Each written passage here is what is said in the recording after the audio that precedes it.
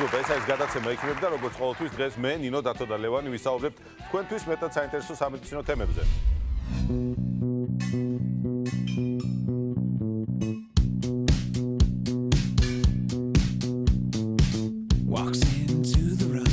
ზედმეტი კილოგრამები დისკომფორტს რომ გვიქმნის, ეს ახალი არ არის. ხანდახან ისეც ხდება, რომ დისკომფორტს არ არსებული ზედმეტი კილოგრამებიც გიქმნით. საყვარელ ტანსაცმელს ვეღარ იდგებთ. ვცდილობთ ისე ჩაიცვლოთ, რომ ავადსახსენებელი კილოგრამები დაფაროთ. მოტკეცილი შარვალი აღარ გეკვრება. არც ეგ მოკლე მაისურია კარგი გამობერილ მუცელზე. კლავებიც არ გაქვს შესაშურ ფორმაში. ეს ყველაფერი კი ნიშნავს იმას, რომ გიწევთ ჩაიცვლოთ ის ტანსაცმელი, რომელიც სულაც არ მოგწონთ. რა გზას აღარ მიმართეთ, რომ ჭარბიწონა დაამარცხოთ და მაინც არაფერი გამოგდით? ექიმებში გაიგებთ იმ სამ გავრცელებულ შეცდომას, რასაც ზედმეტ კილოგრამებთან ბრძოლაში უშვებთ.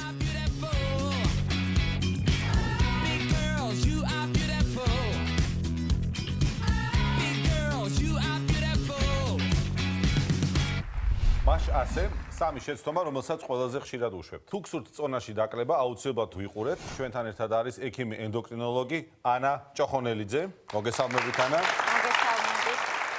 მოდი პირველ რიგში მაყურებელს განვიმარტოთ, თუ რას ნიშნავს ეს ზედმეტი კილოგრამები. ზოქსი გამხდრემოსწო, ზოქსი ფუტკუნა, ეს რა თქმა უნდა გემოვნებაზეა დამოკიდებული, მაგრამ საინტერესოა, როდის ცდება საკითხი გემოვნების ფარგლებს და სამედიცინო თვალსაზრისით რას ნიშნავს ჭარბი წონა და სიმსუქნე. ამის განსაცდელად მედიცინაში არსებობს ეგრეთ წოდებული სხეულის მასის ინდექსი. სიმაღლის და წონის თანაფარდობით შეიძლება ამის გამოთვლა.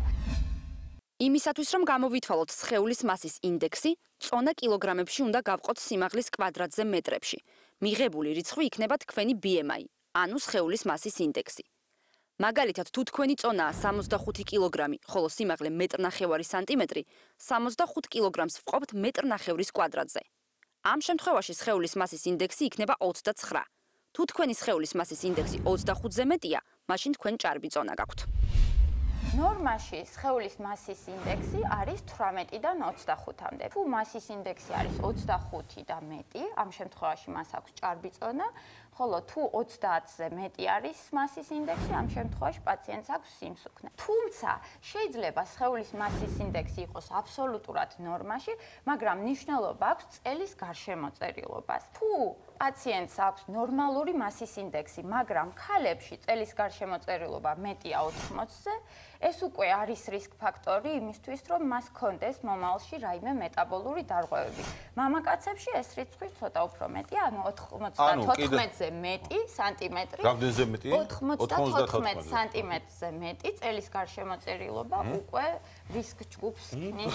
შეისუნთქეთ ახლა ყველა. შევისუნთქეთ აბა. აბა შევისუნთქეთ. რისკ ჯგუფში მყოფმა ხალხმა. მოგლეთ ხალბატონებო, ვისაც გონიათ, რომ თქვენ გამხდარი ხართ, მაინც წელზე სანტიმეტრი ესე შემოივლეთ და თუ წელის გარშემოწერილობა არის 80 სანტიმეტრზე მეტი, მაგრამ სხეულის მასის ინდექსი გაქვთ ნორმის ფარგლებში, მაინც არის რისკ ფაქტორი იმისა, რომ რაღაცის შეცვლა. რაღაცა უნდა გავამჯობესოთ.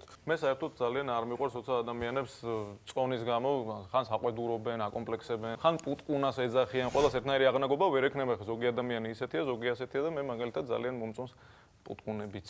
მათ აქვთ უფლება, რომ იყვნენ პუტკუნები. თუმცა რა თქმა უნდა, სიმსუქნეს შეუძლია ძალიან სერიოზული პრობლემები შეექმნას თქვენ ჯანმრთელობას. არ აქვს მნიშვნელობა, როგორ გამოიყურებით, ეს ყველაფერი შეიძლება ერთ დღეს თქვენ ჯანმრთელობისთვის გახდეს საშიში. აი ეს არის იმ დაავადებების მოკლე ჩამონათვალი, რომელიც შეიძლება გამოიწვიოს ჭარბმა წონამ, ეს არის ხუსისებრთა დაავადებები, მათ შორის არტერიული ჰიპერტენზია, მაღალ წნევას რომ ეძახიან ხოლმე, შაქრიანი დიაბეტი ტიპი 2, ინსულტი, სხვადასხვა ტიპის სიმსივნეები, ოსტეოარტრიტი, ძილის აპნოე და შეიძლება რაღაც გარკვეული რეპროდუქციული სისტემის პრობლემებიც ანახდეს ამ ყველაფერს. ზუსტად იმიტომ, რომ სიმსუქნე ასეთი დიდი პრობლემაა, ადამიანები არასასურველი კილოგრამების მოსაშორებლად რა გზას აღარ მიმართავენ ხოლმე. მე მხოლოდ მივესალმებით თქვენ სურვილს, რომ წონაში დაიკლოთ, მაგრამ ალბათ არ იცით, რომ ამ პროცესში ძალიან ხშირად სამ უდიდეს შეცდომას უშვებთ. და ანა, მოდი გითხარი, რა არის პირველი და მთავარი შეცდომა, რასაც წონაში დაკლების მსურველი ადამიანები უშვებენ ხოლმე? ძალიან უნდა დაიკლოთ წონაში და თითქოს ლოგიკურია, რომ ამ დროს არ უნდა ჭამოთ. ეს არის ყველაზე ხშირად დაშვებული შეცდომა და სავალალოც მინდა გითხრათ, რადგან ამ შიმშილს ახასიათებს უკუ ეფექტი. ანუ შეცდომა ნომერი პირველი და უმთავრესი, ეს არის შიმშილი.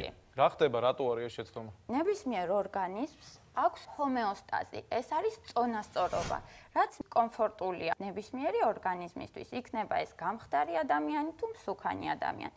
აი მაგალითად თქვენ ხედავთ გაწონასწორებულ სასწორს.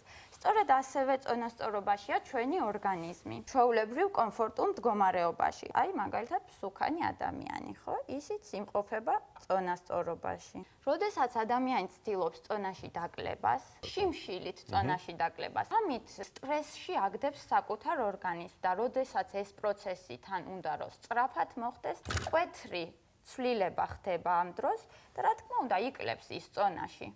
მაგრამ მას შემდეგ რაც უბრუნდება ის მისთვის ჩვეული ცხოვრების რიტმს, ანუ აღარ შიმშილობს და ადრე თუ გვიან რა თქმა უნდა დაიწყებს ჭამას.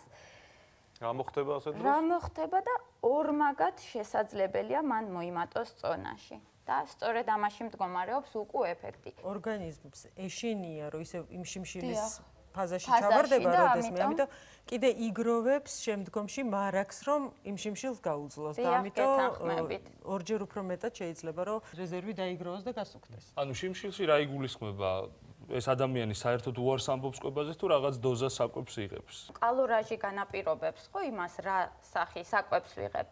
1200 კილოკალორია ეს უკვე ძალიან ჰიპოკალორიულია და 600-ის ქვევით დაბალკალორიული და 600 კილოკალორიის ქვევით პრაქტიკულად შიმშილია ეს ორგანიზმის. ანუ 600 კალორიაზე ნაკლებს თუ მივიღებთ დღეში, ეს ნიშნავს რომ ჩვენ შიმშილობთ.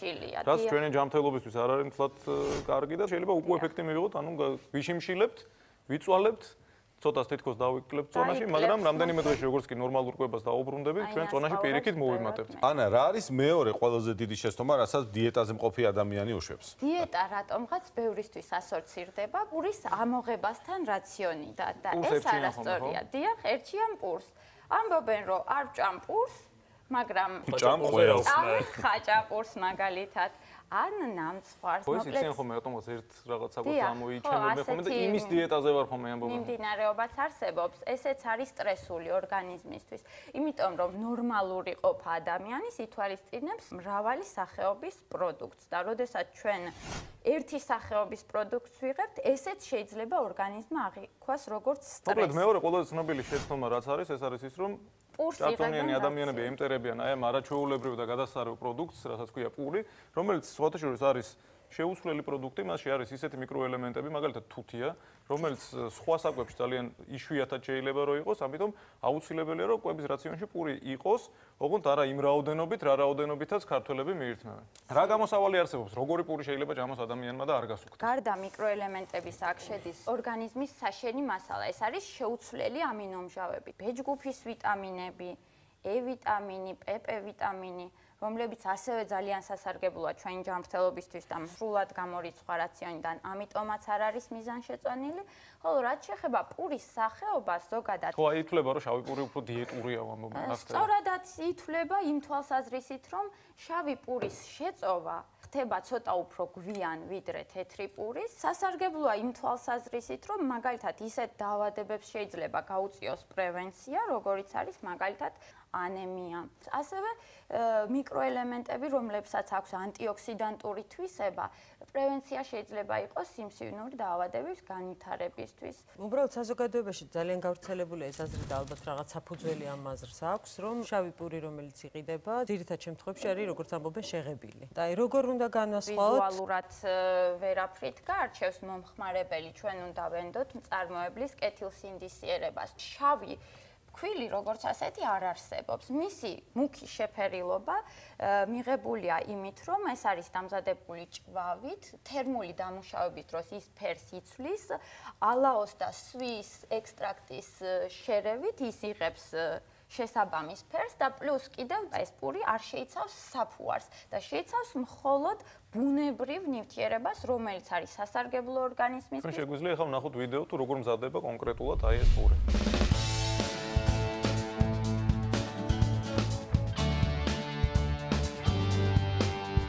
შავი პური კეთდება იმ ნედლეულის გამოყენებით, რომელიც აუცილებელია მის გამოსაწყობად. ესენი არის ხორბლის წეხვილი ქვილი, ჭვავის კანგაცლილი ქვილი და ჭვავის ფერმენტირებული ალავა, რომელიც აძლევს იმ მუქ ფერს, რომელიც აუცილებელია შავი პურისთვის.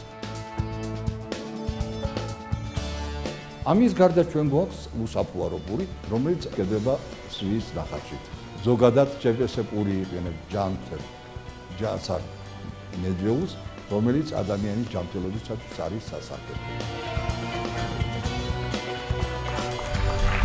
როგორც გავიგეთ, პურის სრულად ამოღება, რა თქმა უნდა, არ არის სწორი, როდესაც პურს ამოიღებენ თავიანთი რაციონიდან, ჩაანაცვლებენ ხოლმე ტკბილი საკვებით. აი, ეს პური და ტკბილი რომ შევადაროთ ერთმანეთს, რა ხდება ორგანიზმში? ვინ უფრო მეტი დამნაშავეა, პური თუ ტკბილეულობა? ნებისმიერი პროდუქტი, რასაც ჩვენ ვიღებთ, საბოლოო ჯამში გარდაიქმნება გლუკოზად, ანუ შაქრად. უბრალოდ თითოეულ პროდუქტს გლუკოზად გარდასაქმნელად ესაჭიროება სხვადასხვა დრო. რაც შეეხება შაქარს, ეს არის პირდაპირ გლუკოზა უკვე. შესაბამისად, როდესაც ვიღებთ, სულ არ ჭირდება მას კუჭში ჩასვლა, უკვე ლორწოვანიდან ხდება მისი შეწოვა და სისხლში ავტომატურად იმატებს შაქრის დონე. როგორც უკვე გავიგეთ, ზოგ პროდუქტს უფრო მეტი დრო სჭირდება იმისათვის, რომ გლუკოზად გარდაიქმნას, ზოგს კი ნაკლები, ხო? აი, რაც უფრო დიდი დრო სჭირდება პროდუქტს გლუკოზად გარდაქმნის მიმართულებით, მით უფრო ნაკლებად გვასუქებს ეს ნივთიერება და ეს პროდუქტი. მოდი ახლა ავიღოთ მაგალითად პურის და შაქრის ნატეხები და ჩავატაროთ ასეთი პატარა ექსპერიმენტი. ერთდროულად ვაგდებთ პურს და შაქარს, ხო? წარმოვიდგინოთ, რომ ეს არის ჩვენი საწვისმომნებელი სისტემა. დაახლოებით ასეთი მექანიზმია იმ დროს, როდესაც საწვისმომნებელ სისტემაში ხდება ამ პროცესების განვითარება, პურის როგორც ნივთიერებას სჭირდება ბევრად მეტი დრო იმისათვის, რომ აქედან წარმოქმნილი გლუკოზა აითვისოს ორგანიზმმა, ხოლო შაქრის სახით მიღებული გლუკოზა პირდაპირ იშლება, პირის ღრუდანვე იწყებს ის ათვისებას და შეწოვას და ორგანიზმში მკვეთრად მატულობს შაქრის ანუ გლუკოზის შეწოვა. აქედან შეგვიძლია ჩვენ გავაკეთოთ კიდევ ერთი დასკვნა, რომ ჯობია პურის ამოღებას რაციონიდან ამოვიღოთ ტკბილეული, ეს გაცილებით ეფექტური იქნება თქვენი ჭარბი კილოგრამებისთვის. ანუ შიმშილი და ტკბილეული, ეს არის ორი უდიდესი შეცდომა, რაც შეიძლება დაუშვათ წონის კლების დროს. რა არის მესამე ყველაზე დიდი შეცდომა? ეს არის ეგრეთ წოდებული ერთხელ ჭამა. ამბობენ, ერთხელ ჭამ ნეტა რამას უქებ. როდესაც ადამიანი ჭამს ერთხელ, უფრო მეტად ჯივდება, ვიდრე დრო ჭამს მაგალითად 3-ჯერ ან 4-ჯერ დღეში. ამ შემთხვევაში იმ ძალიან მოშიებულზე უფრო მეტი რაოდენობის საკვებს იღებს. წარმოვიდგინოთ, რომ ეს არის ჩვენი კუჭი და დაახლოებით ამ რაოდენობის საკვებია საჭირო იმისათვის, რომ მივიღოთ ერთჯერადი ნორმა, ანუ ის საკმარისი ულუფა, რომელიც მოხსნის ჩვენ შიმშილის შეგრძნებას. ეხლა ვნახოთ რა მოხდება თუ უფრო მეტ საკვებს მიიღებს ადამიანი ერთჯერადად. ეს არის ის მდგომარეობა, როდესაც საკმარისი დოზით აქვს მიღებული, ეს კი ის მდგომარეობა, როდესაც ძალიან გვიან მოვიდა სახლში, ძალიან შია და ვერც გაიგო ისე გადატენა თავისი კუჭი. და სამაგიეროდ ყოველ შემდეგ ჯერზე ასე ერთჯერადად გაბერილი კუჭი ითხოვს მეტ საკვებს იმისთვის, რომ დანაყრდეს. ამ ერთი კვების დროს ადამიანი რატომ თვლის, რომ უნდა დააყოლოს დესერტი, შოკოლადი მაგალითად ყავით და ტელევიზორთან მზესუმზირა ბოლოს ისე წასაკონეტად. სარევი, ხილით, ამაშიც საკმაოდ ბევრი შაქარია, ორცხობილები. ანუ ერთხელ საკვების მიღება დღის განმავლობაში ეს არის ნამდვილად ძალიან ცუდი აზრი. ბევრს გაგვიგია, რომ ხშირად უნდა ვიკვებოთ, მაგრამ ვერ ხვდებით ხოლმე რატომ. სწორედ იმიტომ, რომ ბოლოს, აი ამ ზომამდე არ გავიხადოთ ჩვენი კუჭით, მით უმეტეს ძილის წინ და მით უმეტეს ღამის პერიოდში და შემდგომ არ გამოვიწვიოთ ისეთი მძიმე გართულებები, რომელიც ახლავს სიმსუქნეს და თვით სიმსუქნეც ავირიდოთ თავიდან. მოკლედ გავიგეთ, რომ დიეტაზე მყოფი ადამიანები უშვებენ სამ ძირითად შეცდომას. პირველ რიგში ეს არის შეცდომა, რომლის დროსაც ადამიანები ცდილობენ, რომ იშიმშილონ საკვები საერთოდ არ მიიღონ, ან მიიღონ ძალიან ცოტა, 600 კალორიაზე ნაკლებს თუ მიიღებთ, ეს ნიშნავს, რომ თქვენ შიმშილობთ. ამას ექნება უკუ ეფექტი და თქვენ შეიძლება პირიქით წონაში მოიმატოთ კიდეც. მეორე შეცდომა, რასაც უშვებთ ხოლმე, ეს არის ის, რომ პირველ რიგში საკვები რაციონიდან ამოვიღებთ ხოლმე პურს, რომელიც არც ისეთი დამნაშავეა ჩვენი ჭარბი კილოგრამების დაგროვებაში. პურის შეზღუდვას ჯობია, რომ შევზღუდოთ ტკბილეული. ტკბილეული ნამდვილად გვასუქებს და მესამე შეცდომა, რომელსაც ხშირად უშვებთ ხოლმე, ეს არის დღეში ერთხელ საკვების მიღება და ამ საკვების მიღება, რა თქმა უნდა, ხდება ხოლმე ძალიან დიდი რაოდენობით. ამიტომ ჯობია აუცილებლად, რომ საკვები მივიღოთ დღის განმავლობაში რამდენჯერმე, მინიმუმ 3-ჯერ, ეს საკვები იყოს მრავალფეროვანი და საბოლოო ჯამში მაინც ისე გამოვა, რომ დღის განმავლობაში კალორიებს გაცილებით ნაკლებს მივიღებთ, ვიდრე ერთხელ ძალიან ისეთი ბარაქიანი ჭამის დროს. ყველას გაგვიგია ესეთი ცნობილი სახელები, გვარები, რა ვიცი, კიდე გაურკვეველი წარმონაქმნის დიეტები. ეს არის სხვისი დიეტის უცვლელად გამეორება. ეს არის მეოთხე უდიდესი შეცდომა. ქალაქს მოედება ხოლმე ეს ვირუსულად სენივით, ვიღაცამ დაიკლო ამ დიეტით 20 კილო, 3 დღეში 62 კილო, რაც სასწაული ფურცლებით, გრაფიკებით, მეილებზე გაგზავნით, დარბიან და ყველა ცდილობს გააკეთოს ერთი და იგივე. ეს არის თავისთავად არასწორი, იმიტომ რომ ადამიანის დიეტის შერჩევა მისი ორგანიზმის მდგომარეობიდან გამომდინარე სჭირდება ინდივიდუალურად. უფრო სწორად დიეტის არა, სწორი კვების შერჩევა და იმან, რამაც ერთ კონკრეტულ X ადამიანს დააკლებინა, თუნდაც თქვენთვის სასურველი ან საყვარელი 10 კილოგრამი, შესაძლოა ზუსტად იგივე ქმედებებმა თქვენ კი არ დაგაკლებინოთ, არამედ წონაც კარგად გვარიანად მოგამატებინოთ. ასე რომ შეეცადეთ არ გაიმეორეთ ის დიეტა, რაც შველის მეზობელს. ჩვენმა შემდეგმა სტუმარმა კონკრეტულად მისთვის საჭირო დიეტა, ანუ სწორი კვება ენდოკრინოლოგთან ერთად შეარჩია. მოდით ვნახოთ თუ რამდენად სწორად მოქმედებს მის შემთხვევაში სწორად დაგეგმილი დიეტა. მიესალმეთ დიანა პროდიაშვილი. დიანა, გამარჯობა. მადლობა მოგზაურობისთვის, მინდა გითხრა, შევიბად გამოიყურები, რა თქმა უნდა, შემოგთავაზებთ ბახმაროს წყალს. მოგვიყევი, როდის დაიწყო შენი ჭარბი წონის პრობლემა? ყველა შეცდომა მაქვს დავშებული, რაც თქვენი საუბრეთ. ვეღარ გავაკონტროლეთ ჩემი წონა, რომელიც იმატა მიაღწია 30 კილოგრამს, რომელიც მოვიმატე დაახლოებით. ანუ 30 კილოგრამი მოიმატე საერთო ჯამში. საერთო ჯამში. დაახლოებით რამდენ ხანში? 3 წლის განმავლობაში. პირველ რიგში მოქმედებდა რა თქმა უნდა განწყობაზე. ძალიან ისე მოდუნებული, მოშვებული, დეპრესიისადმი მიძრეკილი, რაღაცაც გაპრანჭვა, არც არაფერი საერთოდ და შორს არ წავსულ ვარ ძალიან, მივედი ჩვენ სანასთან, ანამ შემირჩია შესაბამისი რაციონი, კონკრეტულად ჩემს ორგანიზმზე მორგებული. ამჟამად ვარ სწორ კვებაზე, არ ვშიმშილობ არანაირად. დაახლოებით 3 თვის განმავლობაში არის 15 კილოგრამი დაკლებული. და ფიზიკური აქტივობა, აპლოდისმენტები რა თქმა უნდა, გავხსენებ. ანუ ყოველდღიური სეირნობა, ფეხით სიარული, რა თქმა უნდა, მინიმუმ 30 წუთი მაინც. ეს ერთ-ერთი შემადგენელი ნაწილია, ხო, მე მგონი ამ ყველაფრის. ამის გარეშე მე მგონი შორს ვერ წავალთ. ჩვენ გესურვებთ რომ მიაღწიოთ იმ წონას, რომელიც თქვენთვის იქნება იდეალური და თქვენთვის სასურველი. მე დარწმუნებული ვარ, რომ ამას შეძლებთ, იმიტომ რომ შერჩეული გაქვთ სწორი დიეტა, ასე ვთქვათ. რა თქმა უნდა, ძალიან მნიშვნელოვანი იქნება, რომ ფიზიკური აქტივობაც დავამატოთ ამ ყველაფერს, იმიტომ რომ ის კალორიები, რომელსაც ჩვენ დღის განმავლობაში ვიღებთ, აუცილებლად უნდა დავხარჯოთ და ეს ყველაფერი უნდა დავხარჯოთ ჩვენი ფიზიკური აქტივობით. არ არის აუცილებელი მაინც და მაინც ძალიან ინტენსიური ვარჯიში, რომ თავი მოვიკლათ სირბილით და სიმძიმეების აწევით, მაგრამ მოძრაობა გადაადგილება ეს აუცილებელია, მინიმუმ 9 საათი მაინც სეირნობა, ცოტა ჩქარი ნაბიჯით, მე ვფიქრობ, რომ ყველაზე ისეთი მარტივი და მსუბუქად შესასრულებელი ფიზიკური დატვირთვა არის. რაც თავარია, უნდა იყოს სწორად დაგეგმილი მიზანი. თუ მიზანი არასწორად არის დასახული, შესაბამისად, კრახის რისკი უფრო მეტია. მეორე, დოზირებული კვება, მრავალფეროვანი საკვებით. მესამე, რომ შუალედები იყოს თავისუფალი კვებათა შორის, რომ არ იცუცქნაო მთელი დღის მანძილზე, ასე ვთქვათ. და მეოთხე, ადეკვატური ფიზიკური აქტივობა. ანა, ძალიან დიდი მადლობა, კარგი და სწორი რჩევებისათვის და მომბრძანებისთვის, რა თქმა უნდა. თქვენ გისურვებთ კიდევ უფრო კარგ და დინამიურ კლებას, რა თქმა უნდა, ნეგატიური ეფექტების გარეშე და იმედი მაქვს, რომ ჩვენ სულ მალე 2 თვეში თუ 3 თვეში კიდევ შევხვდებით ერთმანეთს. დიდი მადლობა. ცოტა ხანში ექიმებში. გაიგეთ რა თანამედროვე მეთოდები არსებობს ორსულობის შესანარჩუნებლად.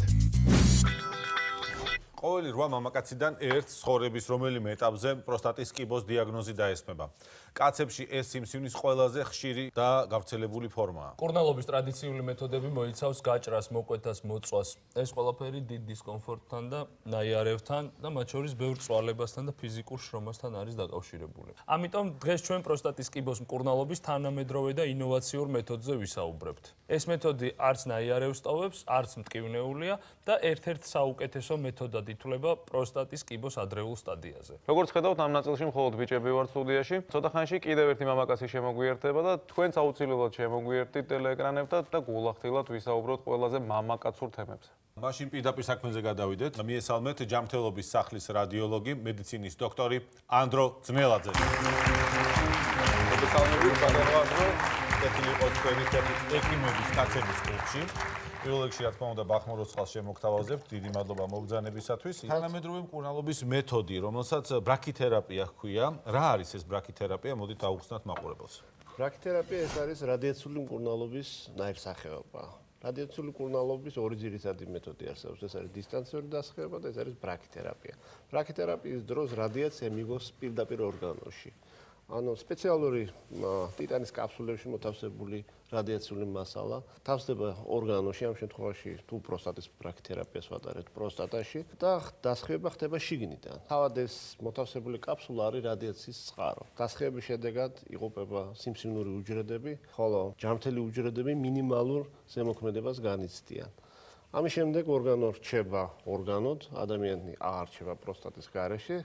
და ის შესაძლებელია იყოს განკურნებული. საკმაოდ საინტერესო მეთოდიკაა. პროსტატის ჯირკვალში უცხო საგნების მოთავსება მაინც კარგად არის და რადიოაქტიული საგნების. წარმოსადგენთაც ცოტა ძნელია და აი მულაჟი გვაქვს და თუ შეიძლება ამის საშუალებით მაყურებელს უფრო გასაგებად რო აუხსნათ რა მეთოდზეა საუბარი. პირველ რიგში ვიტყვი იმას, რომ ეს რადიაციული მარცვლები აბსოლუტურად ინერტული მასალისგან კეთდება. ეს არის ტიტანი. აღწერილიც კი არ არის ლიტერატურაში რაიმე კონფლიქტი ორგანიზმთან. როგორ ხდება მისი მოთავსება ორგანოში? წარმოვიდგინოთ, რომ ეს მულაჟი არის ადამიანის პროსტატა. ვიღებთ რადიაციულ მარცვალს.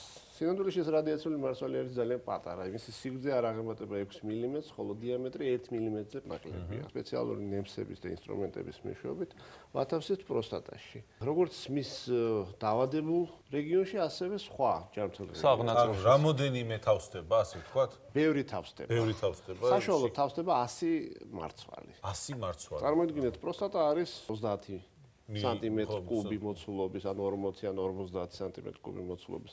მაშინ უნდა განთავსდეს 90, 100, შეიძლება 120 მარცვალიც კი.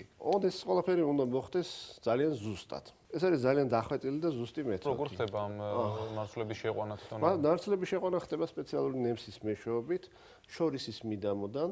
ეს ნემსი თავსდება პროსტატაში, კაფსულას და გამოვდივართ უკან.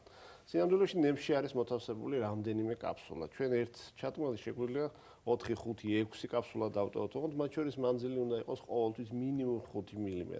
არ უნდა შექმნათ ცხელი ზონები და ცივი ზონები. ცხელი ზონა სადაც დიდი რადიაცია, ცივი ზონა სადაც რადიაცია აკლია. კარგი, თქვა შევიყვანეთ წინამდებარე ჯირკვალში ეს ეგრეთ წოდებული კაფსულები, მერე რა ხდება?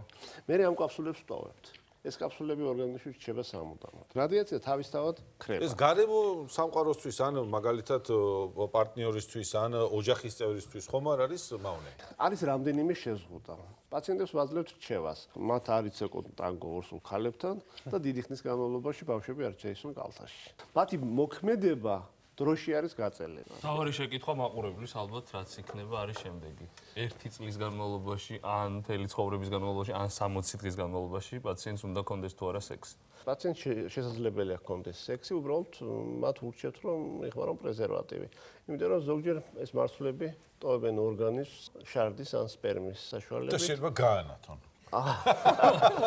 ითვლება რომ სხვა ადამიანს არ უნდა მოხდეს. გასაგებია, იმიტომ რომ ეს ადამიანს ხმარდება იმას, ვისაც აქვს ეს პრობლემა სამწუხაროდ. რამდენად ხშირია ბრაქითერაპია დღეს საქართველოში? ბრაქითერაპია უნდა იყოს სწორედ შერჩეული პაციენტებისთვის. ბრაქითერაპიას უნიშნავთ ურჩევთ იმ პაციენტებს, რომლებსაც აქვს პროსტატის კიბოს ადრეული სტადია. ძალიან დიდი მნიშვნელობა აქვს სიმსივნის აგრესიულობას, ანუ რამდენად აგრესიულია.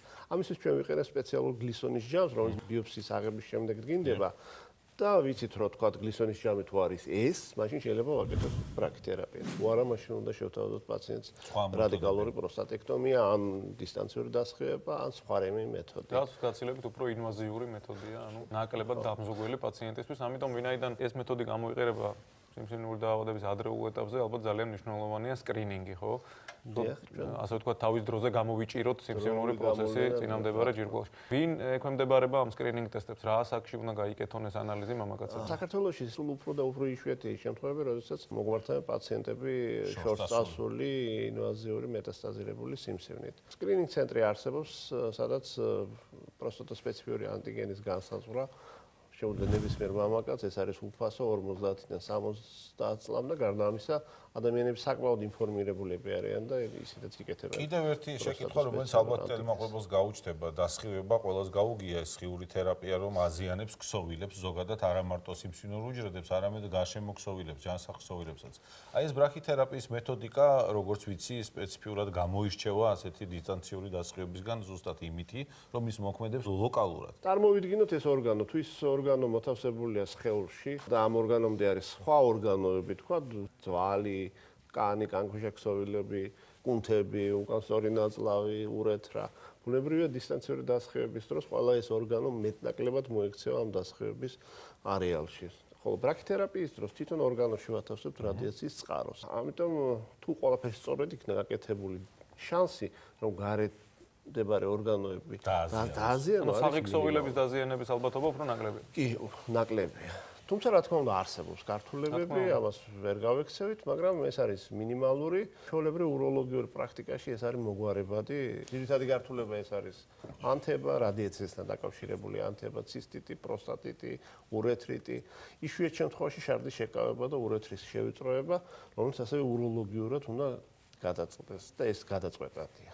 ჩვენ ეს ყველაფერი აქ სახელდახელოდ შექმნილ მულაჟზე ნახეთ როგორ ხდება მოთავსება, მაგრამ თავარია აქ სიზუსტე იყოს დაცული და ამის შესრულება კონტროლი ხდება შესაბამის მონიტორზე, შესაბამისი ზომების დაცვით. ჩვენ შეგვიძლია ვნახოთ ვიდეო თუ როგორ ხდება ამ პროცედურის ჩატარება.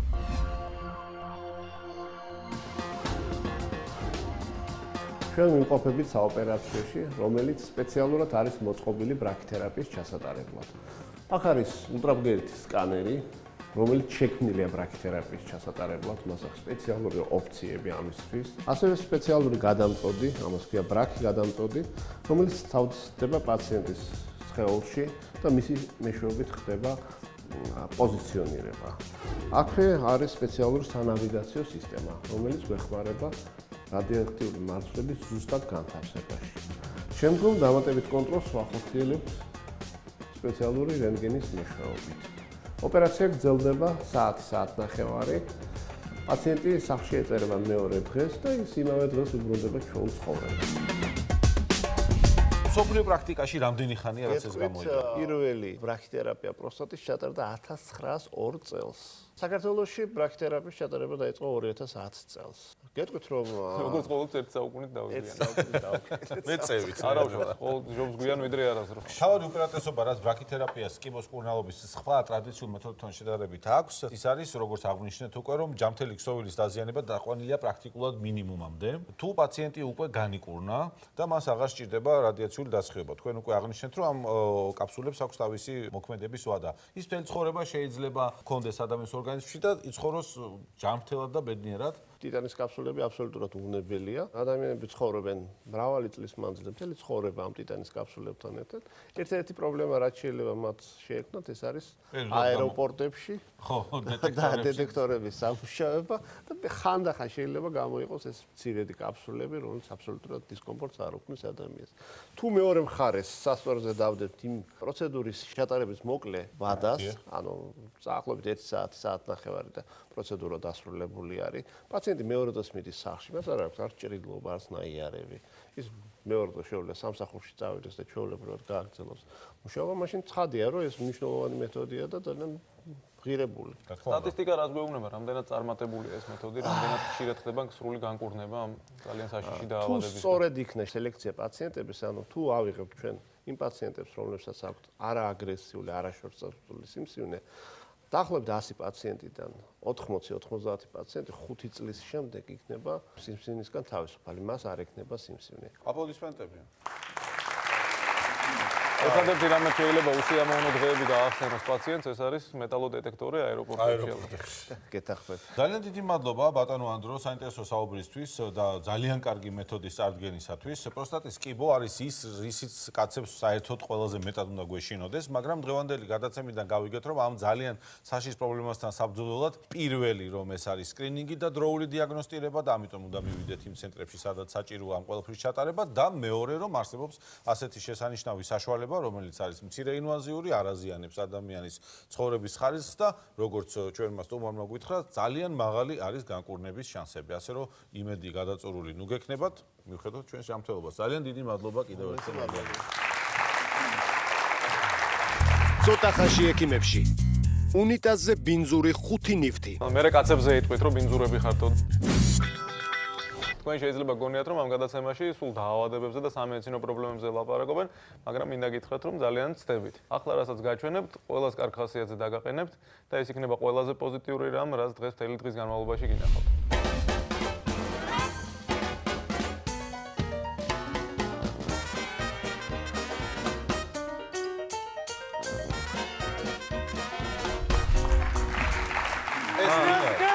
როგორი ხოჩორა ბიჭია. ეს არის 9 კვირის ჯუნიორი, რომელიც ბრიტანეთში ბრაიტონში ცხოვრობს. წარმოიდგინეთ, რომ სულ რაღაც 2 თვის არის და უკვე აი ამდენი თმა აქვს თავზე. ეს ფოტოები ბოლო პერიოდში ძალიან აქტიურად ტრიალებს Facebook-ში და რამდენჯერაც თვალს მოგრა, იმდენჯერ ხასიათზე ვდგები ხოლმე და მეღიმება. რა ტიპია? ყველაზე მაგარი ის არის, რომ ჯუნიორის დედა არის სტილისტი.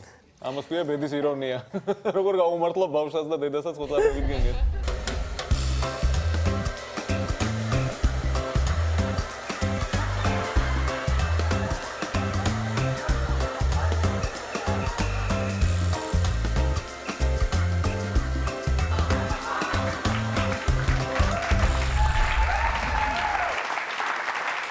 ისე წარმოიდგენია გარეთ რო გაყავთ ეს ბავშვი გასასეირნებლად, რამდენი ადამიანი ეხვევა და გაათმაზე. ყველა თმაზე ხელს აკიდე. შენც ეგეთი თმა ხო არ ქონდა ბავშვობა? ლეო, მნიშვნელოვანია პროფესიონალის აზრი. ნორმალურია ხა ეს ამხელოთ 9 კვირის ბავშვს. არა, ეს ნამდვილად უჩვეულო შემთხვევა არის ხა. ასეთი თმით ამასაკის ბავშვს იშვიათად ნახავ. ამასაკის ბავშვებს რა თქმა უნდა უფრო ცოტა თმა აქვს, ის თმა ჯერ კიდე მუცლის თმას რო ეძახიან ხოლმე, მაგრამ როგორც ვატყობ ჯუნიორის თმა დაცვენას არ აპირებს. ისე საინტერესო იყო მამაც რო ეჩვენებინათ. მამა მელოტია. ეს ხათაშორის წავიკითხე რომ ამ ბავშვის დედას ორსულობის დროს ძლიერი გულძმარვა აწუხებდა. არსებობს ასეთი გავრცელებული მოსაზრება, რომ რაც უფრო ძლიერი გულძმარვა შეინიშნება ქალს ორსულობის პერიოდში, მით უფრო ხშირთმიანი ბავშვი გაუჩნდება.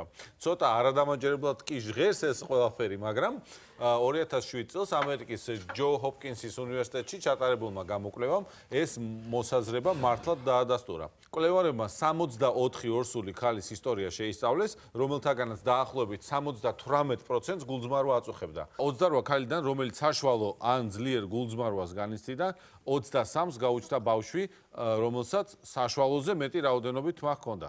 მეცნიერული დასაბუთება ამას შეიძლება ჰქონდეს, იმიტომ რომ ეს გულძმარვა ხშირად გამოწვეულია ჰორმონ ესტროგენის სიჭარბით ორსულობის დროს და ამავე ჰორმონის სიჭარბები შეიძლება გამოიწვიოს დიდი რაოდენობით თმა თავს. სწორედ ეს დაამტკიცეს ჯო ჰოპკინსის უნივერსიტეტში, მე მგონი. ასეა თუ ისე, ამ ბავშვის ხშირი თმა ამ პირობებული რითია, არ ვიცით, მაგრამ ბავშვი ნამდვილად უსაყვარლესია. ყოველი 7 ორსული ქალიდან ერთს მუცელი ეშლება. ეს ნიშნავს, რომ ორსულობების 15% სამწუხაროდ მუცლის მოშლით მთავრდება. კოტე, თან ეს მხოლოდ რეგისტრირებული რიცხვია. სინამდვილეში ეს სტატისტიკა გაცილებით უფრო მძიმეა, იმიტომ რომ ძალიან ხშირად მუცლის მოშლა ხდება ადრეულ ვადაზე, როდესაც ქალმა ჯერ კიდევ არ იცოდა, რომ ორსულად იყო. ანუ ვერ გაიგო, რომ ორსულობა შეწყდა.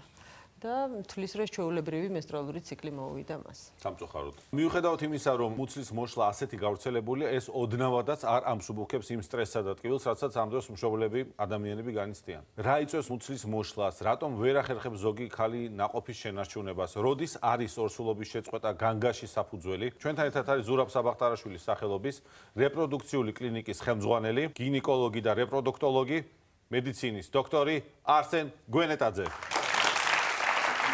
ძალიან დიდი მადლობა მოგზაურობისთვის. რა თქმა უნდა, ბახმაროს წყალს შემოგთავაზებთ. მოკლედ, ბატონი არსენი დაგვეხმარება იმაში, რომ ამ ყველა მნიშვნელოვან შეკითხვას გავსცეთ პასუხი, რომელიც ცოტა ხნის წინ დავსვით. ბატონ არსენ, მოდით განვმარტოთ მაყურებელს, თუ რა არის მუცლის მოშლის ყველაზე ხშირი მიზეზი ქალბატონებში და საერთოდ რა ზრდის ორსულობის შეწყვეტის რისკებს? 50%-ში საერთოდ შეუძლებელია დაადგინო მიზეზი დღეისათვის ყოველ შემთხვევაში. დანარჩენი 50% კი შემდეგნაირად ნაწილდება. ეს არის 19%-ში ენდოკრინული სხვადასხვა დარღვევები, არის მიზეზი ორსულობის შეწყვეტისა, 16%-ში ეგრეთ წოდებული ანტიფოსფოლიპიდური სინდრომი, ამაზედაც მოგვიანებით ვისაუბრებთ, 12% ანატომიური განვითარების თავისებურებები და ეს იქნება ერთ-ერთი მთავარი ნაწილი, რაზედაც დღეს ჩვენ ვისაუბრებთ და მხოლოდ 3%-ია გენეტიკური პრობლემები. ჩვენს მაყურებელს ძალიან უყვარს, როდესაც საკუთარი თავის გამოცდის საშუალება ეძლევა.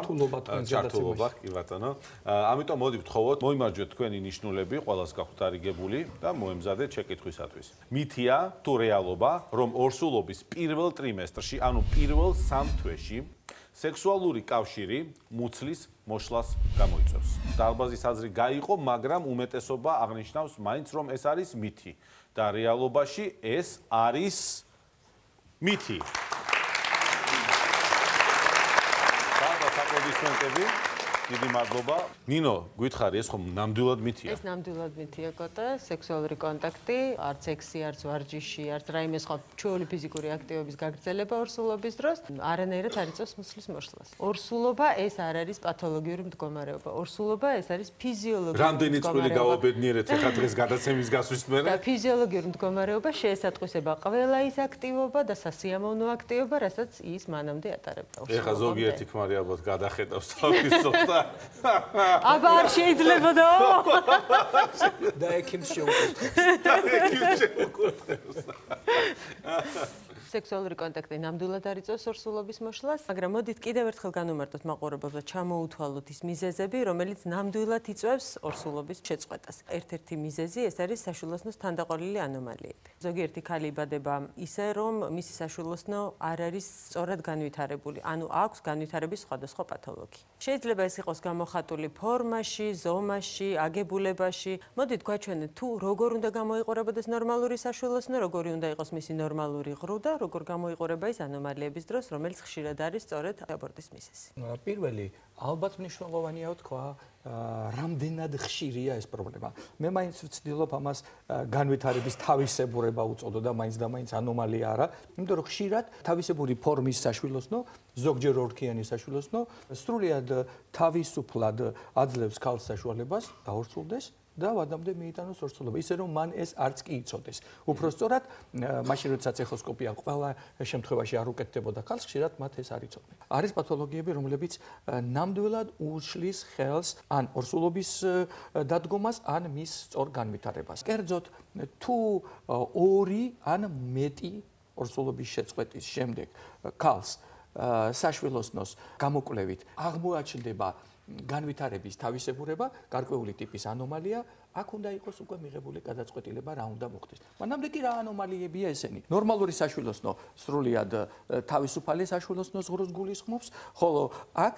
დამზადებული და უნდა ვთქვათ, რომ ძალიან კარგად დამზადებული მულაჟები, რომლებიც განვითარების სხვადასხვა ფორმის ღრუს მოიცავენ. გაჩვენებთ საშვილოსნოს განვითარების ერთ-ერთ ანომალიას, რომელიც არის ძგიდე ანუ ტიხარი. ეს დაახლოებით შეიძლება ასე აისახოს. ძგიდეც არსებობს სხვადასხვა ფორმის და სხვადასხვა ზომის, იმის და მიხედვით თუ რა ზომის არის ტიხარი. ეს არის უბრალოდ ანატომიური წარმონაქმნი, კუნთოვანი, ესე ვთქვათ, ძგიდე, რომელიც შეიძლება იყოს სხვადასხვა ფორმის და სიგრძის. როგორც ხედავთ, ფაქტიურად საშვილოსნოს ყელამდე ჩამოდის ეს ტიხარი, ანუ ამ შემთხვევაში საქმე გვაქვს სრულ ტიხართან. საშვილოსნოს ღრუ იყოფა 2 ნაწილად. და ამ შემთხვევაში საშვილოსნოს ღრუს მოცულობა ძლიერ შემცირებულია. ანუ ის ნაწილები, რაც მარჯვნივ და მარცხნივ რჩება, საკმაოდ მცირეა იმისთვის, რომ ორსულობა განვითარდეს და მივიდეს. და ნაყოფი იზრდება, უკვე მოცულობა არ ყოფნის და ხდება ზუსტად წყვეტა ორსულობის. დიახ, აბსოლუტურად. რა უნდა გავაკეთოთ ამ შემთხვევაში? ალბათ ეს არის შემდეგი ლოგიკური კითხვა, ხო? როგორ მოვიქცეთ? ნახეთ, მე შევეცდები ძალიან მარტივად დავხატო მარკერის საშუალებით, თუ როგორ შეიძლება ამ ძგიდის ჩაჭრა და პრაქტიკულად, სადღაც საშვილოსნოს გამთლიანება, ანუ ამ ნაწილის ამოღება 15-20 წუთიანი პროცედურა გახლავთ, სრულდება საშვილოსნოს ყელის გავლით, ეგრეთ წოდებული ჰისტეროსკოპიის მეშვეობით. გადავიტანოთ სხვა ფორმის, ეგრეთ წოდებული ლათინური ტესებური საშვილოსნოზე, ანუ აქ კარგად ჩანს, რომ მისი კედლები მნიშვნელოვნად არის დავიწროებული და შესაბამისად ღრუც დავიწროებული. აქ უკვე პლასტიკური ოპერაცია უნდა მოხდეს საშვილოსნოს აი ამ კედლების ჩაჭრით და ხედავთ ღრუს გამთლიანება უნდა მოხდეს. დიახ, აი პრაქტიკულად უნდა ესეთი ღრუ მივიღოთ, ხო? ხედავთ. აი შემდეგი ძალიან საინტერესო ფორმა არის ორქიანი საშვილოსნო. საინტერესო ფორმაა ორქიანი საშვილოსნო. ორქიანი საშვილოსნოსთან საკითხი გაცილებით სხვაგვარად დგას, რამე თუ ბუნებრივია ძალიან მარტივია. მისი ჩაჭრით ჩვენ ამ შემთხვევაში საშვილოსნოს მთლიანობას დავარღვევთ. და ეს ის შემთხვევაა, როდესაც აქ ბრმად ასეთი ოპერაცია, ანუ რეზექტოსკოპია არ გამოიყენება. საკმაოდ ხშირია შემთხვევები, როდესაც რქის ზომა და მისი მოცულობა სრულიად იძლევა საშუალებას, რომ ორსულობა მიტანილი იქნას ვადამდე.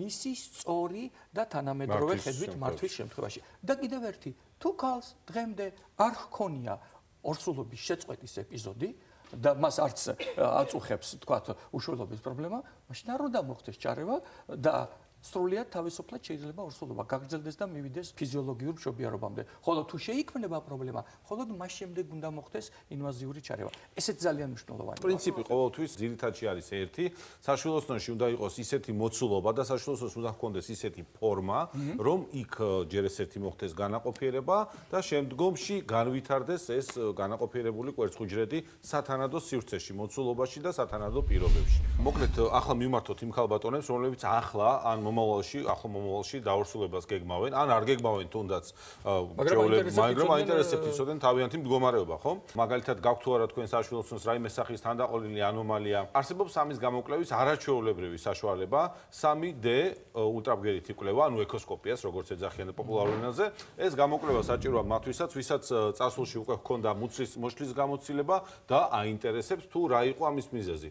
და ყველა ეს ანომალია, რომელიც ახლა ჩვენ გიჩვენეთ, როგორც ვიცი, მე ამ 3D ულტრაბგერითი კვლევის საშუალებით საკმაოდ კარგად და ნათლად ჩანს, ხო? ეს არის დღეს არაინვაზიური მეთოდებიდან ყველაზე საუკეთესო გზა საშუალოსნოს ფორმის და მისი განვითარების თავისებურების დადგენისა. საბედნიეროდ კოტე მინდა ვთქვა, რომ დღესდღეობით საქართველოში არის ამის შესაძლებლობა, ძალიან ბევრი კლინიკაა, სადაც შეიძლება წარმატებულად განხორციელდეს ესეთი კვლევა, დაისვას სწორი დიაგნოზი და შესაბამისად სწორი მკურნალობაც ჩატარდეს. შესანიშნავია. ჩვენ დღეს უკვე ვისაუბრეთ საშუალოსნოს განვითარების პათოლოგიებზე, მაგრამ როგორც თქვენ უკვე აღნიშნეთ, ძალიან ბევრი სხვა მიზეზით შესაძლებელია იყოს ჩვეული ორსულობის შეწყვეტის.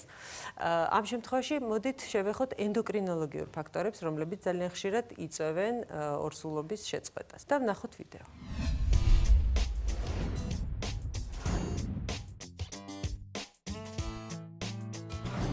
ორსულობის ჩვეული შეწყვეტის მიზეზთა შორის საკმაოდ დიდი ხვედრითი წილი უჭირავს ენდოკრინული მიზეზებით გამოწვეულ შეწყვეტას. ძალიან მნიშვნელოვანია, რომ იმ ქალებმა, ვისაც ეს პრობლემა აქვთ დიაგნოსტირებული, დაორსულებამდე მივიდნენ ექიმთან, ჩაიტარონ შესაბამისი კვლევები და მოაგვარონ პრობლემა. ეს შეეხება ფარისებრი ჯირკვლის ჰორმონების განსაზღვრას, ეს შეეხება გლუკოზის განსაზღვრას, თქვათ, უზმოთ, გარკვეული დატვირთვის შემდეგ და ამ თვალსაზრისით წარმოდგენას, მულტიდისციპლინარულ წაყვანას, ანუ ენდოკრინოლოგთან ერთად, რაც ძალიან მნიშვნელოვანია ზოგიერთი დაავადების დროს, ქალის სასქესო ჰორმონების განსაზღვრას და მისი ანალიზის რეზულტატის გათვალისწინებით, თქვათ, მართვას ორსულობის განმავლობაში. ეს შეეხება თირკმელზე და ჯირკვლის მიერ გამომუშავებულ მამაკაცის სასქესო ჰორმონების განსაზღვრას და ამის მიხედვით ორსულობის მიმდინარეობაში სამკურნალო ღონისძიებებს. პაციენტებს, რომლებიც მისდევენ ამ რეკომენდაციებს დაორსულებამდე კვლევას და მკურნალობას ორსულობის განმავლობაში საკმაოდ დიდი შანსი აქვს დაახლოებით 75%-მდე, რომ აღნიშნული მიზეზით შეწყვეტილი ორსულობა კორიგირებული იყოს და მიიყვანოს ორსულობა ბოლომდე.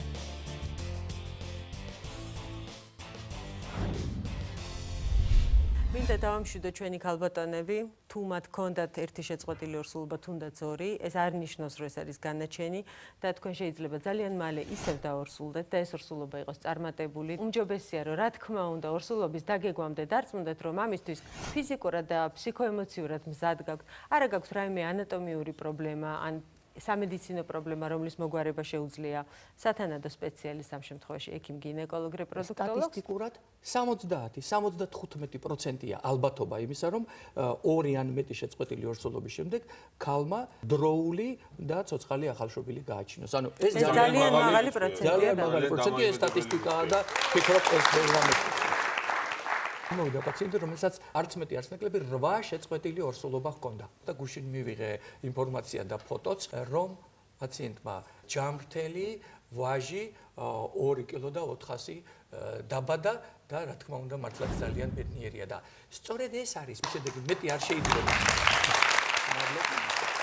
აქ არის პრობლემა დაორსულებისა, აქ იყო მისი შენარჩუნების პრობლემა და მიდგომა, რომლითაც ჩვენ მას ვუმკურნალეთ, ეს ასე ვთქვათ, ამ თანამედროვე ხედვით, ჩემთვის ისიც საკმარისია, როდესაც ადამიანს შეგიძლია თუნდაც ერთს 8 შეწყვეტილი ორსულობის შემდეგ შვილი გააჩნდეს.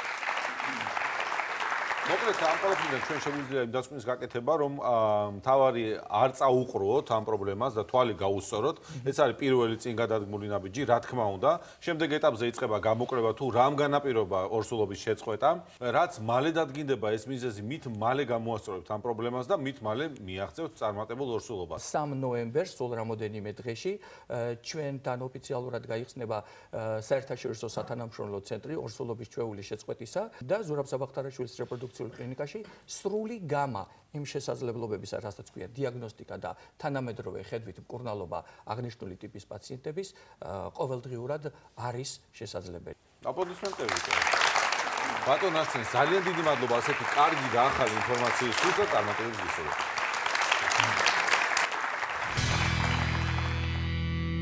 ყველამ კარგად იცის, რომ ტუალეტი მაინც და მაინც სუფთა ადგილი არ არის. იქ უამრავი ბაქტერია და ჭუჭყი გროვდება და ყოველთვის, როდესაც საპირფარეშოში შევდივართ, ვცდილობთ რაც შეიძლება ნაკლებ საგან შევეხოთ ხელით. განსაკუთრებით კი უნიტაზთან ხელით შეხებას ვერ იდებით ხოლმე. ეს რასაკვირველია მისასალმებელი წინდა ხედულება თქვენი მხრიდან, განსაკუთრებით ისეთ ადგილებში, სადაც ხალხმრავალობაა, ანუ ეს არის სხვადასხვა სოციალური სივრცეები, მაგრამ თქვენ არც კი იცით, რომ ჩვენს გარშემო არსებობს და ყოველდღიურად ვეხებით ხელით უნიტაზზე ბევრად უფრო დაბინძურებულ ნივთებს. მაშ ასე მოემზადეთ 5 ნივთი, რომელიც უნიტაზზე ბინძურია. პირველი ნივთი ეს გახლავთ ხალიჩა. აი ესეთი ჩვეულებრივი ნოხი ძალიან ბევრ ჩვენგანს გვაქვს სახლში. და ის 7-ჯერ უფრო მეტ ბაქტერიას ინახავს, ვიდრე უნიტაზის დასაჯდომი. თან უნიტაზისგან განსხვავებით ნოხს არავინ არ ერიდება და გაკოტრიალდებიან კიდეც ხანდახან ზედ. კი ბატონო. სინამდვილეში ეს ხალიჩები მაგნიტივით იზიდავს ამ ბაქტერიებს. და რაც ფავორი ხა იმას ჩვენ არ მოვამტკიცებთ, რომ როგორც შევეხებით ან მასზე დავსხდებით, შეიძლება რაიმე ინფექცია დაგვემართას, მაგრამ კარგი იქნება, რომ კვირაში ერთხელ მაინც მტვერსასრუტით ისინი კარგად გავასუფთავოთ და წელიწადში ერთხელ მაინც ორთქლში უნდა გავწმინდოთ ქიმწმენდაში. კიდევ ერთი ნივთი, რომელიც უნიტაზის დასაჯდომზე უფრო ბინძურია, ეს არის გაგიკვირდება და აი ეს პიჟამა. რომელიმეს გძინავთ პიჟამოთი? ცხოვრებაში ამძინებია. აბა ეს ვისია, მე მითხეს კოტე მოიტანა. მე მოვიტანე, იმიტომ რომ მეზობელს დავესესხე და გამოვართვი და წამოვიღე, მაგრამ ჩემი ამდვილად არ არის. მე პიჟამას ვერ ვიტანა. კოტეს მეზობლის პიჟამა აღმოჩნდა ეს, რომელიც აღმოჩნდა რომ თუმე ძალიან ბევრ ბაქტერიას შეიცავს თავის ზედაპირზე.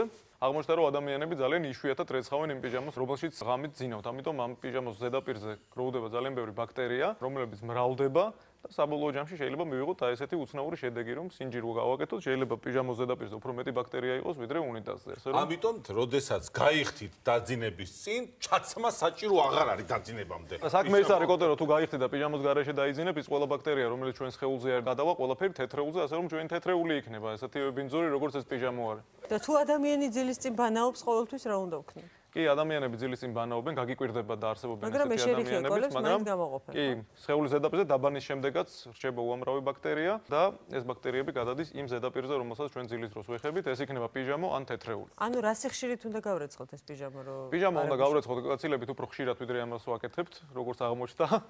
აღმოჩნდა რომ ორკვირიანი ინტერვალებით რეცხავენ ადამიანები პიჟამოს, სინამდვილეში კი პიჟამო უნდა გაირეცხოს აუცილებლად რამოდენიმე დღეში ერთხელ მაინც. გაგიკვირდება და ქალები თურმე მაგ მხრივ უარესები ყოფილან. კვლევა მაჩვენა, რომ ქალები არ რეცხავენ საკუთარ საღამოებს ზედიზედ 17 ღამის განმავლობაში. სირცხვილი. ხო, მე მიჭირს ამის გამოთქმა. მე კაცებზე იტყვით, რომ ბინძურები ხართო. თუ ვინმეს აღმოგაჩნდათ ასეთი პიჟამო, მე მგონია რომ ეს ერთადერთი არის მსოფლიოში. დაიმახსოვრეთ, რომ ესეთი პიჟამო, რომელიც ძალიან კომფორტულია დასაძინებლად, ზამთარში განსაკუთრებით თბილად დაძინებაში შეგიწყობთ ეხელს, მაგრამ ის გახსოვდეთ, რომ ბაქტერიების ბუდია და ძალიან ხშირად უნდა გარეცხოთ ხოლმე, რამდენიმე დღეში ერთხელ მაინც და არა 17 დღეში ერთხელ. მოკლედ გადავიდეთ მესამე ნივთზე. მესამე ნივთი უნიტაზზე ბინძური აღმოჩნდა, სარეცხი მანქანა. თუ კარგად დაფიქრდებით, გასაკვირი ამაში ნამდვილად არაფერი არ იქნება. აბა, რა ვსვდებთ ხოლმე ჩვენ სარეცხ მანქანაში? ჭუჭყიან პიჟამოებს. ტანსაცმელს. მათ შორის იმ პიჟამოს 17 დღეში ერთხელ ქალები, 14 დღეში ერთხელ კაცები. აი ეს ამდენი ბაქტერიები ერთად აღებული ამ სარეცხ მანქანაში ტრიალებს ბრუნავს და გადადის მალაკებს. მაგრამ იმდენად დიდი ნაწილი რჩება, რომ უნიტაზზე მაინც ბინძურია. რასაშინელი. ესე იგი აღმოჩნდა რომ ეს კეთილშობილი ნივთი, რომელიც სისუფთავეს ემსახურება, თვითონ ყოფილა ძალიან დაბინძურებული. აქედან გამოსავალი მარტივია, სპეციალური სადეზინფექციო ხსნარით და ცხელი წყლით კარგად უნდა გავრეცხოთ თვეში ერთხელ. და ყოველთვის უნდა მივცეთ საშუალება, რომ კარგად გამოშეს, ღია უნდა დატოვოს, სანამ კარგად არ გაშრება რეცხვის შემდეგ, ეს აუცილებელი. მეოთხე ნივთი, რომელიც შეიძლება უნიტაზზე უფრო ბინძური აღმოჩნდეს, გაგიკვირდება და არის ავტომობილის საჭე. ჩვენ მას დღის განმავლობაში ძალიან ინტენსიურად ვეხებით ამ ზედაპირს. საჭეზე 2.5 კვადრატულ სანტიმეტრზე 700 ბაქტერია დაახლოებით. უნიტაზის დასაჯდომზე კი 80. წარმოგიდგენია, რამხელა სხვაობა და რამდენად უფრო დაბინძურებული ნივთი არის. რასაკვირველია, ყველა ეს ბაქტერია ავად არ გახდით, მაგრამ თუ თქვენ ხელს მოკიდებთ საჭეს და მე სახეზე მოისვამთ ამ ხელს, შესაძლებელია გამონაყარი გაჩნდეს კანის დაბინძურების გამო. ამიტომ პერიოდულად აუცილებელია გაიწმინდოს ავტომობილის საჭე, სპეციალური საშუალებები და პრობლემაც მოგვარდება. ბუნებრივი ავტომობილის მართვის მერე მიზანშეწონილია საკუთარი პირადი ჰიგიენის დაცვა და მხოლოდ შემდეგ საკუთარი ხელების სახესთან ან თუნდაც საკვებთან მიტანა. და ბოლო მეხუთე რამ, რაც ძალიან ბინძურია და მართლაც უნიტაზზე ბინძურია, ეს არის გამოსაცვლელი ოთახები მაღაზიებსა და სავაჭრო ცენტრებში. აი, მართლა საოცრად ბინძური ადგილია, მინდა გითხრა. ეს არის ადგილი, სადაც ათასობით ადამიანი მოიზომებს ახალ ტანსაცმელს, შესაბამისად ამ ოთახში ნამდვილად გროვდება მკვდარი კანის ნაწილაკები და სხვა ადამიანის ბაქტერიები, რომლებიც გამოცვლის დროს თავისუფლდებიან, ესე ვთქვათ. ქალბატონების გასაგონად ვამბობ, როდესაც ტანსაცმლის გასაზომებლად მიდიხართ. ცაცვალი უნდა გესვათ აუცილებლად, მეგობრებო. სასურველად ცოტა დიდი საცვალი იყოს. მოკლედ ჩვენ უკვე ჩამოვთვალოთ 5 ნიუთი თუ ადგილი, რომელიც უნიტაზზე უფრო ბინძურია, მაგრამ იმედია ამ ყველაფრიდან იმ დასკვნას არ გამოვიტანთ, რომ ყოველდღე ახალი პიჟამა უნდა იყიდოთ, ან ავტომობილის საჭე უნდა გამოცვალოთ ხოლმე ხშირად. ამ ზედაპირებზე, რომელზეც ჩვენ ვისაუბრეთ, შეიძლება ბაქტერიები ძალიან დიდი რაოდენობით იყოს, უფრო მეტიც ვიდრე უნიტაზზეა, თუმცა ეს არ ნიშნავს, რომ ამ საგნებთან ყოველი ჩვენი კონტაქტი დამთავრდება რაიმე ახალი დაავადებით. არა, საბედნიეროდ ეს ესე არ არის, თუმცა ჰიგიენის ნორმები უნდა დავიცვათ, უნდა გვახსოვდეს ის საგნები, რომელიც განსაკუთრებით ჭუჭყიანია და ცოტა უფრო ხშირად გავრეცხოთ ხოლმე, რომ ისინი არ გახდეს ჩვენი ჯანმრთელობისთვის საშიში. ექიმები კი ზუსტად ერთი კვირით გებშნევებით. ნახვამდის.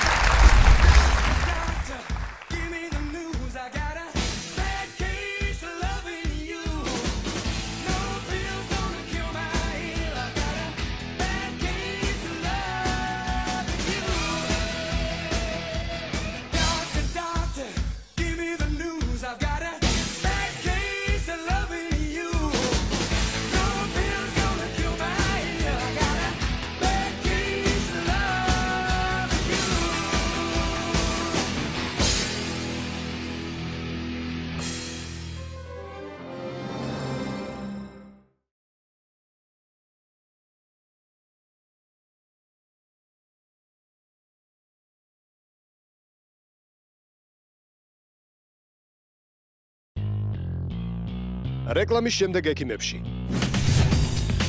ინოვაციური მეთოდი, რომელიც პროსტატიტის სიმსივნეს ებრძვის. გაიგეთ რა თანამედროვე მეთოდები არსებობს ორსულობის შესანარჩუნებლად. 5 ნივთი, რომელიც უნიტაზზე ბინძურია. მე კაცებზე იტყვით, რომ ბინძურები ხართ.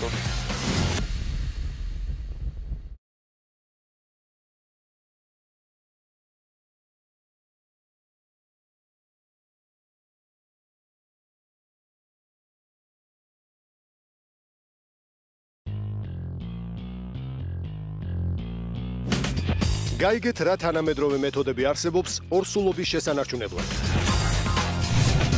5 ნივთი, რომელიც უნიტაზზე ბინძურია. მე კაცებზე იტყვით, რომ ბინძურები ხართ.